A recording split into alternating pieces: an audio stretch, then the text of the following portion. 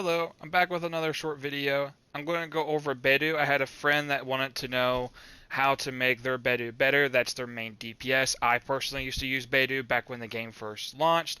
2 months later, I think it was a Tartagelia banner. Can't remember. It was the first banner that she was available. I got her. I used her. She was the first character I got to level 70. Let's jump in to make Beidou viable and more powerful.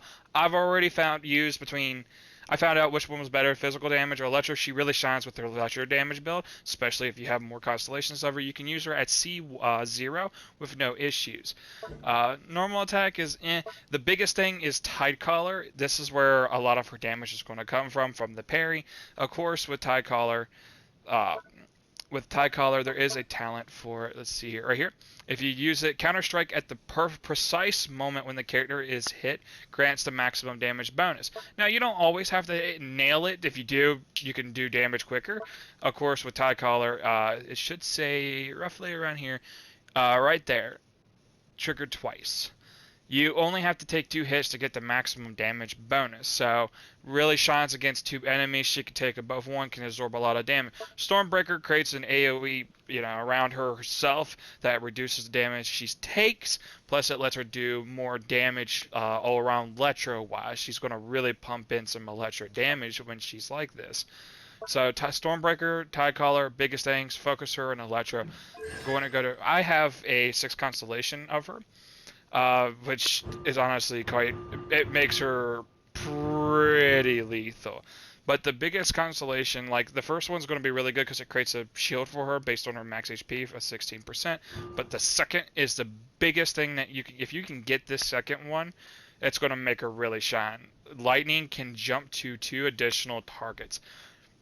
Huge if you can get a second Constellation of her. If not, C1 or C0 of her, still really good.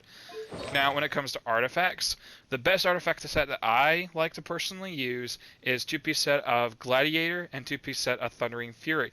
Of course, you can't change the flower. You cannot change the feather.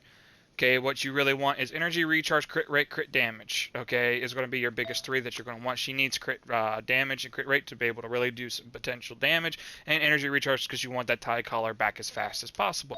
I use a attack percent hourglass that I stole off of Fishbowl. Most of these artifact sets are from other characters. And then, of course, I have Electro damage gauntlet, and then I have a crit rate artifact. This gives her a total of 48.9% crit rate and a 109.8% crit damage. Sadly, it's not very high crit rates to crit damage ratio, but this is what I scrapped up basically from what I had already. Weapon-wise, I currently am using the Wolf's Gravestone. That's not free to play friendly, but that would probably be one of her best. The best sword I would recommend Wolf's Gravestone would be the second. I would say Skyward Pride would be the best sword for her to get that energy recharge. Another one that would be really good if you're a dolphin, you pay a little bit of money, get a Serpent Spine. Crit rate plus that damage takes the 6% more damage over time would be really good. But for free to play friendly that you can just get right off the bat, the Prototype, hands down best weapon you can get. I would not recommend the Snow Tombed Star Silver. I recommend the Prototype if you're going to do free to play friendly. The Prototype is going to be the best weapon she can get. Now, if you do have a 5-star weapon, as I said, if it's the Wolf's Gravestone or the Skyward Pride, the Skyward Pride's hands down, or Wolf's Gravestone. If you're free to play, try the Prototype. If you are a dolphin, spend a little bit of money on the Battle Pass, try to get the Serpent Spine. Those are going to be some of your best weapons. You can use a Favenous Greatsword, would also be okay with her to get her ultimate back. So the Favenous Greatsword would be another one if you can get it through the gacha, luckily or randomly. That would be another option for you. So let's go take her for a ride, shall we?